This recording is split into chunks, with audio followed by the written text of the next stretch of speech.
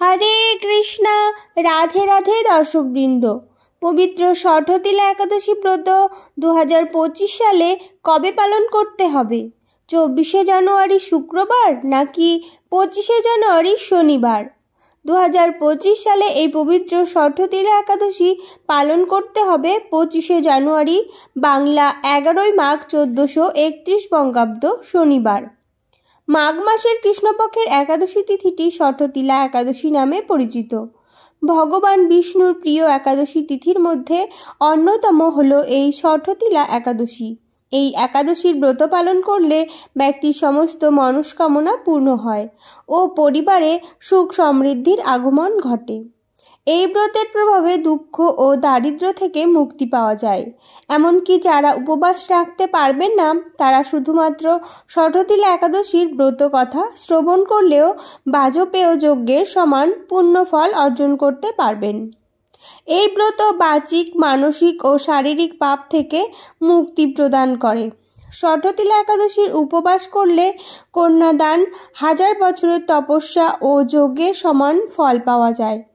এই তিথিতে সমস্ত নিয়ম মেনে বিষ্ণুর পুজো করা হয়ে থাকে। ষঠতিলা একাদশী তিথিতে 6 রকমভাবে তিলের ব্যবহার করা হয়।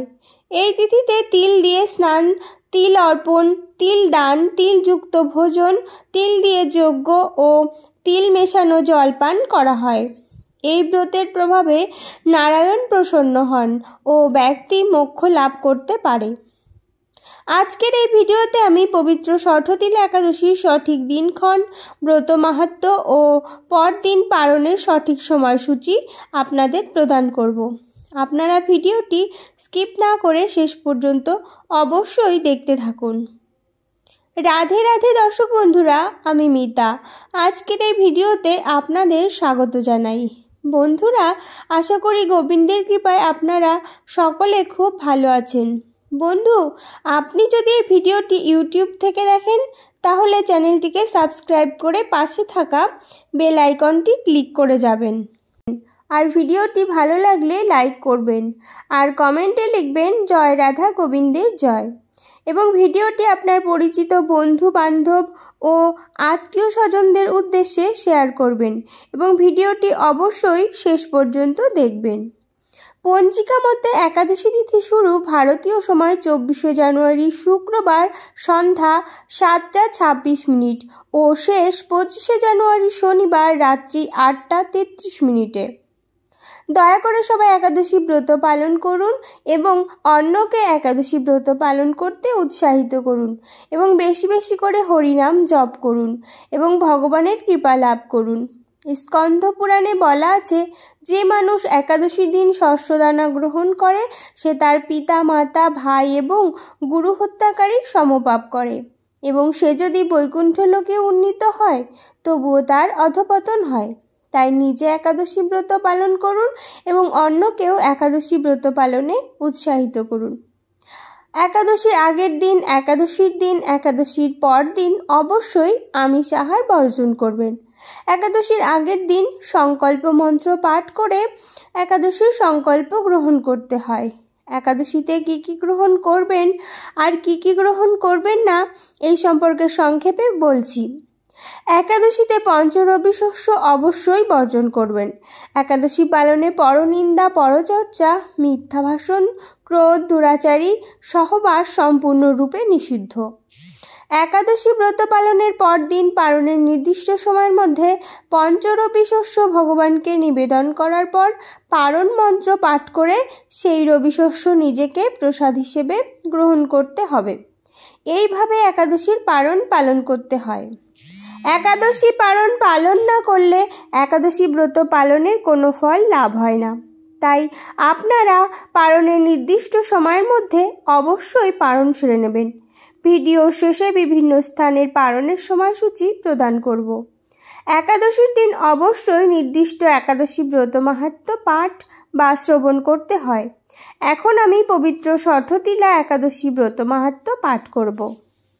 ষঠতিলা একাদশী। মাঘ মাসের কৃষ্ণপক্ষের ষঠতিলা একাদশীর মাহাত্ম্য ভবিষ্যোত্তর পুরাণে বর্ণিত আছে।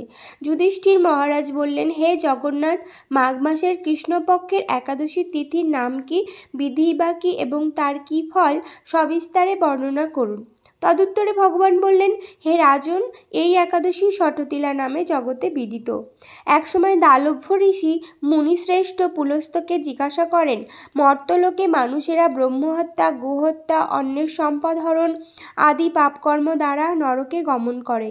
যাতে তারা নরকগতি থেকে রক্ষা পায় তা যথাযথভাবে আমাকে উপদেশ করুন।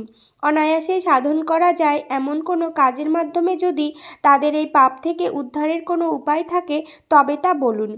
ঋষি পুলস্ত বললেন, হে মহাভাগ, তুমি একটি গোপনীয় উত্তম বিষয়ে প্রশ্ন করেছ। মাঘ মাসে শুচি জিতেন্দ্রীয় কাম ক্রোধ আদি শূন্য হয়ে স্নানের পর সর্বদেবেশ্বর শ্রীকৃষ্ণের পূজা করবে। পূজাতে কোনো বিঘ্ন ঘটলে কৃষ্ণ নাম স্মরণ করবে। রাত্রিতে অর্চনান্তে হোম করবে। তারপর চন্দন, অগুরু, কর্পূর ও শর্করা প্রভৃতি দ্বারা নৈবেদ্য প্রস্তুত করে ভগবানকে নিবেদন করবে। কুষ্মাণ্ডু, নারকেল অথবা 100 গুবাক দিয়ে অর্ঘ্য প্রদান করবে। কৃষ্ণ কৃষ্ণ কৃপালুস্তম গৌতীনাম গতির্ভব ইত্যাদি মন্ত্রে শ্রীকৃষ্ণের পূজা করতে হয়।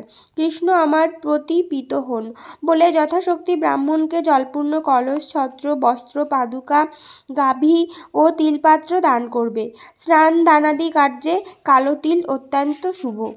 হে দ্বিজোত্তম, ওই প্রদত্ত তিল থেকে পুনরায় যে তিল উৎপন্ন হয় তত বছর ধরে দানকারী স্বর্গলোকে বাস করে।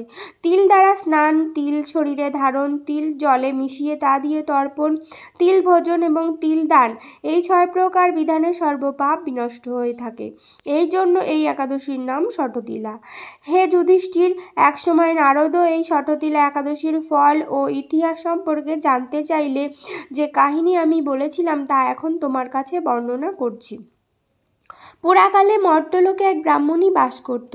সে প্রত্যহ ব্রত আচরণ ও দেবতা পূজা পরায়ণ ছিল। উপবাসক্রমে তার শরীর অত্যন্ত ক্ষীণ হয়ে গিয়েছিল। সেই মহাসতী ব্রাহ্মণী অন্যের কাছ থেকে দ্রব্যাদি গ্রহণ করে দেবতা, ব্রাহ্মণ, কুমারীদের ভক্তি ভরে দান করত, কিন্তু কখনো ভিক্ষুককে ভিক্ষাদান ও ব্রাহ্মণকে অন্নদান করেনি। এইভাবে বহু বছর অতিক্রান্ত হলো। আমি চিন্তা করলাম, কষ্টসাধ্য বিভিন্ন ব্রত করার ফলে এই ব্রাহ্মণীর শরীরটি শুকিয়ে যাচ্ছে। সে যথাযথভাবে বৈষ্ণবদের অর্চনও করেছে, কিন্তু তাদের পরিতৃপ্তির জন্য কখনো অন্নদান করেনি। তাই আমি একদিন কাপালিক রূপ ধারণ করে তামার পাত্র হাতে নিয়ে তার কাছে গিয়ে ভিক্ষা প্রার্থনা করলাম। ব্রাহ্মণী বলল, হে ব্রাহ্মণ, তুমি কোথা থেকে এসেছো, কোথায় যাবে তা আমাকে বলো। আমি বললাম, হে সুন্দরী, আমাকে ভিক্ষা দাও। তখন সে ক্ষুব্ধ হয়ে আমার পাত্রে একটি মাটির ঢেলা নিক্ষেপ করল। তারপর আমি সেখান থেকে চলে গেলাম। বহুকাল পরে সেই ব্রাহ্মণী ব্রত প্রভাবে সশরীরে স্বর্গে গমন করল। মাটির ঢেলা দানের ফলে একটি মনোরম গৃহ সে প্রাপ্ত হলো। কিন্তু হে নারদ, সেখানে কোনো ধান ও চাল কিছুই ছিল না। গৃহশূন্য দেখে মহাক্রোধে সে আমার কাছে এসে বলল, আমি ব্রত কৃচ্ছ সাধন ও উপবাসের মাধ্যমে নারায়ণের আরাধনা করেছি। এখন হে জনার্দন, আমার গৃহে কিছুই দেখছি না কেন? হে নারদ, তখন আমি তাকে বললাম, তুমি নিজ গৃহে দরজা বন্ধ করে বসে থাকো। মর্তলোকের মানবী সশরীরে স্বর্গে এসেছে শুনে দেবতাদের পত্নীরা তোমাকে দেখতে আসবে, কিন্তু তুমি দরজা খুলবে না। তুমি তাদের কাছে ষঠতিলা ব্রতের পুণ্যফল প্রার্থনা করবে। যদি তারা সেই ফল প্রদানে রাজি হয় তবেই দরজা খুলবে। এরপর দেবপত্নীরা সেখানে এসে তার দর্শন প্রার্থনা করল। ষঠতিলা ব্রতের ফল পেলেই কেবল সেই মানবী দর্শন দেবেন। জেনে তাদের মধ্যে এক দেবপত্নী তার ষঠতিলা ব্রতজনিত পুণ্যফল তাকে প্রদান করল। তখন সেই ব্রাহ্মণী দিব্যকান্তি বিশিষ্টা হলো এবং তার গৃহ ধনধান্যে ভরে গেল। দ্বার উদ্ঘাটন করলে দেবপত্নীরা তাকে দর্শন করে বিস্মিত হলেন। হে নারদ, অতিরিক্ত বিষয় বাসনা করা উচিত নয়। বিত্ত স্বার্থ ও অকর্তব্য। নিজ সাধ্যমতো তিল, বস্ত্র ও অন্ন দান করবে। ষঠতিলা ব্রতের প্রভাবে দারিদ্রতা, শারীরিক কষ্ট, দুর্ভাগ্য প্রভৃতি বিনষ্ট হয়। এই বিধি অনুসারে তিল দান করলে মানুষ অনায়াসে সমস্ত পাপ থেকে মুক্ত হয়।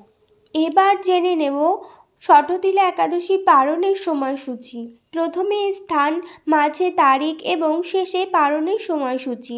বাংলাদেশ 6টা 49 থেকে 10টা 14, পশ্চিমবঙ্গ 6:25 থেকে 9:58, দিল্লি 7:12 থেকে 10:46, বৃন্দাবন 7:08 থেকে 10:44, উত্তরপ্রদেশ 6:55 থেকে 10:31, মুম্বাই 7:14 থেকে 10:58, পুনে 7:09 থেকে 10:54, নাগপুর 6:52 থেকে 10:35, চেন্নাই 6:35 থেকে 10:26, ভুবনেশ্বর 6:24 থেকে 10:07, ঝাড়খণ্ড 6:30 থেকে 10:10, বিহার 6:33 থেকে 10:10, ছত্তিশগড় 6:41 থেকে 10:23, শিলং 6:08 থেকে 9:46, গুয়াহাটি 6:09 থেকে 9:47, আগরতলা 6:07 থেকে 9:47, মিজোরাম 5:59 থেকে 9:40, মণিপুর 5:58 থেকে 9:37, নাগাল্যান্ড 5:58 থেকে 9:35, অরুণাচল প্রদেশ 6:04 থেকে 9:41, সিকিম 6:25 থেকে 10টা, উত্তরাখণ্ড 7:06 থেকে 10:39, হিমাচল প্রদেশ 7:17 থেকে 10:48, পাঞ্জাব 7:23 থেকে 10:55, হরিয়ানা 7:16 থেকে 10:50, রাজস্থান 7:22 থেকে 10:58, গুজরাট 7:24 থেকে 11:05, মধ্যপ্রদেশ 6:58 থেকে 10:38, হায়দ্রাবাদ 6:49 থেকে 10:35, বিশাখাপত্তনম 6:30 থেকে 10:16, গোয়া 7:03 থেকে 10:52, ব্যাঙ্গালোর 6:46 থেকে 10:36, কেরালা 6:47 থেকে 10:40, জম্মু 7:28 থেকে 10:58, আন্দামান নিকোবর 5:44 থেকে 9:36, নেপাল 6:53 থেকে 10:28, ভুটান 6:50 থেকে 10:26, শ্রীলঙ্কা 6:28 থেকে 10:25, মালদ্বীপ 6:20 থেকে 10:19, মায়ানমার 6:42 থেকে 10:26, পাকিস্তান 7:08 থেকে 10:36, মালয়েশিয়া 7:26 থেকে 11:26, সিঙ্গাপুর 7:15 থেকে 11:16, ইন্দোনেশিয়া 5:53 থেকে 10:01, ব্রুনেই 6:35 থেকে 10:33, থাইল্যান্ড 6:45 থেকে 10:35, কম্বোডিয়া 6:25 থেকে 10:16, ভিয়েতনাম 6:35 থেকে 10:17, ফিলিপাইন 6:25 থেকে 10:14, তাইওয়ান 6:38 থেকে 10:17, জাপান 6:45 থেকে 10:11, দক্ষিণ কোরিয়া 7:40 থেকে 11:03, বেইজিং 7:27 থেকে 10:47, হংকং 7:03 থেকে 10:45, অস্ট্রেলিয়া 8:10 থেকে 10:55, নিউজিল্যান্ড 10:10 থেকে 11:08, দুবাই 7:06 থেকে 10:42, সৌদি আরব 6:37 থেকে 10:16, বাহরাইন 6:24 থেকে 10:01, কুয়েত 6:40 থেকে 10:13, কাতার 6:19 থেকে 9:57, ওমান 6:48 থেকে 10:28, ইতালি 7:27 থেকে 10:44, মাল্টা 7:06 থেকে 10:31, জার্মানি 7:56 থেকে 10:51, সুইজারল্যান্ড 8:01 থেকে 11:09, ফ্রান্স 8:28 থেকে 11:31, নেদারল্যান্ড 8:30 থেকে 11:25, বেলজিয়াম 8:26 থেকে 11:25, স্পেন 8:29 থেকে 11:48, পর্তুগাল 7:47 থেকে 11:08, লন্ডন 7:47 থেকে 10:44, আয়ারল্যান্ড 8:18 থেকে 11:11। দর্শক বন্ধুরা, আশা করি ভিডিওটি আপনাদের খুবই উপকারে আসবে। আর ভিডিওটি ভালো লাগলে লাইক করবেন আর কমেন্টে লিখবেন জয় রাধা গোবিন্দের জয়, এবং ভিডিওটি আপনার পরিচিত বন্ধুবান্ধব ও আত্মীয় স্বজনদের উদ্দেশ্যে শেয়ার করবেন। সকলেই ভালো থাকুন এবং সুস্থ থাকুন, এই কামনা রেখে আজকে এখানেই শেষ করলাম। নমস্কার, ধন্যবাদ। ঈশ্বর আপনার মঙ্গল করুক। জয় শ্রীকৃষ্ণ, রাধে রাধে।